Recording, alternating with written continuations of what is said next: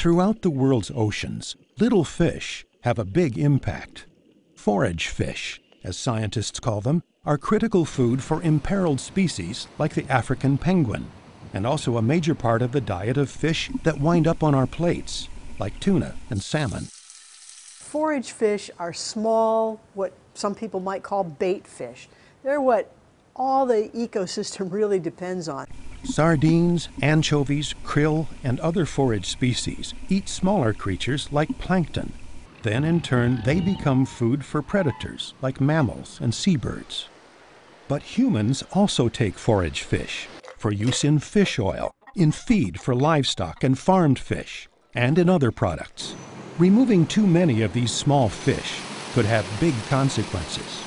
Without forage fish, we wouldn't have penguins, sea lions, marine mammals, anything else that you can think of that depend on these fish as prey. Forage fish play a really crucial role in marine ecosystems, but that role has generally been ignored in fisheries management. And part of the reason for that is that guidance for managers has generally been lacking. And that's just one reason why Dr. Pequeños and 12 other top scientists came together to form the Lenfest Forage Fish Task Force. I think actually one of the most important things that the task force did is actually pull together a lot of that understanding that has previously been scattered around different people and parts of the world. The task force also developed new science to determine the importance of forage fish, both ecologically and economically. The task force found that globally, forage fish are worth more in the water than in the net. Commercially, their value as food for fish is roughly double their value as direct catch. But managing these species is a complex matter.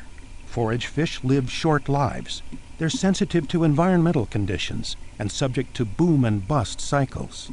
And even when their populations dwindle, they swim in dense schools that make them easy to catch. The task force wants to ensure there are enough forage fish in the water to meet the needs of birds, mammals, and big fish, and to support sustainable fisheries. So the task force is recommending lowering catches of forage fish by half compared to conventional catch rates. But they also suggest tailoring reductions to specific ecosystems, depending on how much or little is known about them. The task force recommendations were designed to not only result in sustained, robust forage fish fisheries, but also to ensure the survival of all the ocean life that depends upon forage fish. Learn more about forage fish and the Lenfest Forage Fish Task Force at lenfestocean.org/foragefish.